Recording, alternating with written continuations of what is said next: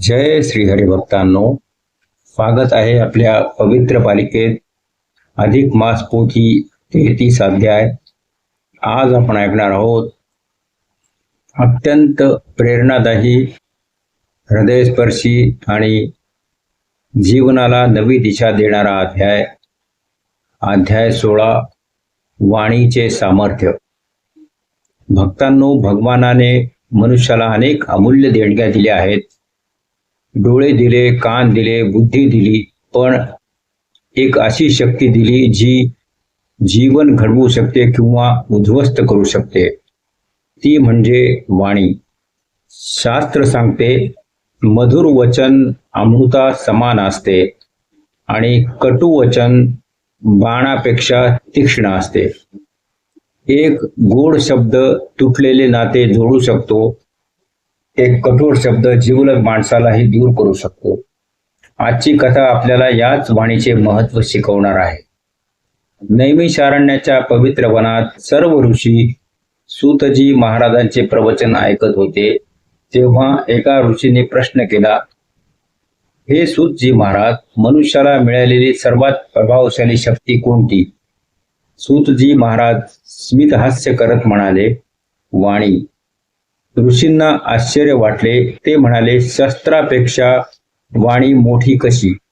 सूतजी महाराज म्हणाले, कारण शस्त्र शरीराला जखम करते, पण वाणी आत्म्यालाही जखम करू शकते.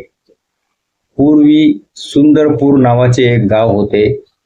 त्या गावात धनराज नावाचा एक व्यापारी राहत होता. तो प्रामाणिक होता, मेहनती होता, दान धर्मही करायचा. पण त्याच्यात एक मोठा दोष होता. तो खूप कठोर बोलायचा. त्याची वाणी नेहमी रागीट असायची. घरात, बाजारात, मित्रांमध्ये सर्वत्र त्याची भाषा कटू होती. त्याची पत्नी अनेकदा म्हणायची, स्वभाव चांगला आहे, पण बोलणे खूप कठोर आहे. पण धनराज हसायचा. तो म्हणायचा, मी सत्य बोलतो. लोकांना वाईट वाटले तर त्यात माझा काय दोष? हळूहळू लोक त्याच्यापासून दूर हो जाऊ लागले. त्याचे मित्र कमी झाले, नातेवाईक येणे बंद झाले, अगदी त्याची मुलेही त्याच्याशी कमी बोलू लागली. पण धनराजला काही समजत नव्हते. तो विचार करायचा, मी कोणाचे वाईट केले नाही, मग लोक मला का टाळतात? काही दिवसांनी पवित्र अधिक मास सुरू झाला.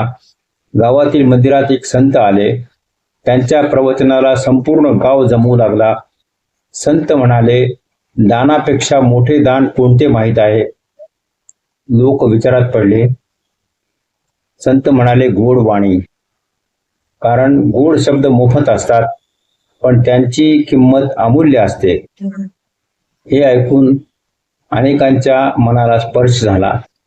धनराज ही तिथे बसला होता, पण त्याला वाटले हे फक्त उपदेश आहेत. एक दिवस बाजारात एक गरीब वृद्ध माणूस धनराजच्या दुकानात आला. तो म्हणाला, मला थोडे धान्य उधार मिळेल का? धनराज रागाने ओरडला, प्रत्येक वेळी भीक मागायला येतोस, काम का करत नाहीस? वृद्ध माणसाच्या डोळ्यात पाणी आले. तो शांतपणे निघून गेला. हे सर्व गावातील लोक पाहत होते. त्यांना धनराजचे वागणे खूप वाईट वाटले. संध्याकाळी संतांनी धनराजला बोलवले. ते म्हणाले, आज त्या वृद्धाला मदत केली असती तर पुण्य मिळाले असते, पण त्याहून मोठी चूक तुझ्या शब्दांमध्ये होती. धनराज म्हणाला, मी खोटे बोललो नाही. संत हसले. सत्य बोलणे चांगले आहे, पण सत्य गोड पद्धतीने बोलणे अधिक चांगले आहे. संतांनी धनराजला 2 भांडी दिली. एका भांड्यात मध होता, दुसऱ्या भांड्यात कडू कारल्याचा रस होता. ते म्हणाले, उद्या बाजारात घेऊन जा. दुसऱ्या दिवशी धनराज गेला. लोक मध चाखण्यासाठी रांग लावू लागले, पण कडू रसाकडे कोणी फिरकलेही नाही. संध्याकाळी संतांनी विचारले, का झाले असे?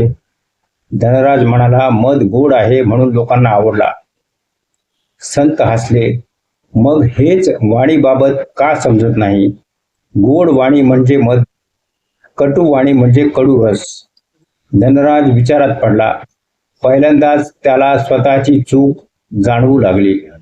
त्या रात्री त्याने लक्ष दिले. त्याची लहान मुलगी त्याच्याजवळ यायला घाबरत होती. तो प्रेमाने म्हणाला, बेटा इकडे ये. मुलगी आश्चर्यचकित झाली, कारण वडिलांनी पहिल्यांदाच इतक्या प्रेमाने बोलले होते. ती धावत जाऊन त्याच्या गळ्यात पडली. त्या क्षणी धनराजच्या डोळ्यात अश्रू आले. त्याला समजले प्रेमळ शब्दांमध्ये किती ताकद असते. दुसऱ्या दिवसापासून त्याने एक नियम केला. राग आला तरी शांत राहायचे, कठोर शब्द वापरायचे नाही, प्रत्येकाशी आदराने बोलायचे. सुरुवातीला त्याला खूप कठीण गेले, पण संतांचे शब्द त्याला आठवत होते. शब्द बाणासारखे असतात, एकदा सुटले की परत येत नाहीत. हळूहळू त्याचा स्वभाव बदलू लागला. लोक आश्चर्यचकित झाले. ज्याला सर्वजण रागेट म्हणत होते तो आता नम्रपणे बोलू लागला होता. काही दिवसांनी तोच वृद्ध पुन्हा दुकानात आला. धनराज उठून उभा राहिला. तो म्हणाला, बाबा मला माफ करा, त्या दिवशी मी चुकीचे बोललो. वृद्धाच्या डोळ्यात अश्रू आले. तो म्हणाला, बाळा आज तुझे शब्दच माझ्यासाठी सर्वात मोठे दान आहे. भक्तांनो, या कथेचा पहिला मोठा धडा आहे, पैसा नसला तरी गोड शब्द देता येतात, पण गोड शब्द नसतील तर पैसा देखील नाते संबंध वाचवू शकत नाही. भक्तांनो, शास्त्र सांगते प्रियम ब्रूयात सत्यम ब्रूयात, म्हणजे सत्य बोला, पण ते प्रिय आणि मधुर पद्धतीने बोला. कारण सत्यही जर कठोरपणे सांगितले तर ते दुःख निर्माण करू शकते. या पवित्र अधिक मासात आपण 5 संकल्प करूयात. रागाच्या भरात बोलणार नाही, कोणाचा अपमान करणार नाही, गोड आणि नम्र वाणी वापरेन, सत्य बोलेन, भगवानाचे नामस्मरण करेन. अधिक मास संपण्याच्या दिवशी संत गाव सोडत होते. संपूर्ण गाव त्यांना निरोप देण्यासाठी जमले.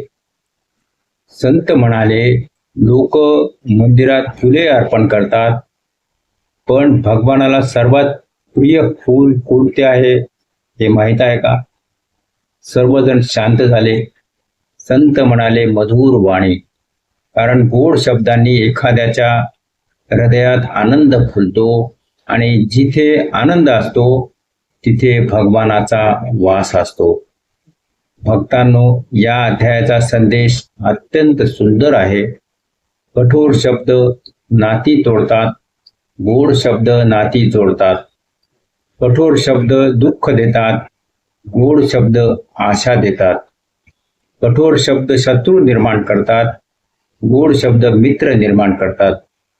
म्हणून आपल्या वाणीचा वापर प्रेमासाठी करा, दयासाठी करा, भगवंताच्या नामासाठी करा. कारण शब्द हेच आपले खरे दूत असतात. जो आपल्या वाणीने इतरांना आनंद देतो त्याच्यावर भगवान विष्णूची विशेष कृपा राहते. हे श्रीहरी, आमच्या वाणीमध्ये मधुरता द्या, आमच्या शब्दांमध्ये प्रेम द्या, आमच्या बोलण्यात नम्रता द्या आणि आमच्या मुखातून सदैव तुमचे नाम निघू द्या. भक्तांनो, हा व्हिडिओ आवडला असल्यास लाईक करा, शेअर करा आणि भक्ती सुगंध चॅनेल सबस्क्राईब करा आणि कमेंटमध्ये लिहा, गोड वाणी सुंदर जीवन. जय श्रीहरी.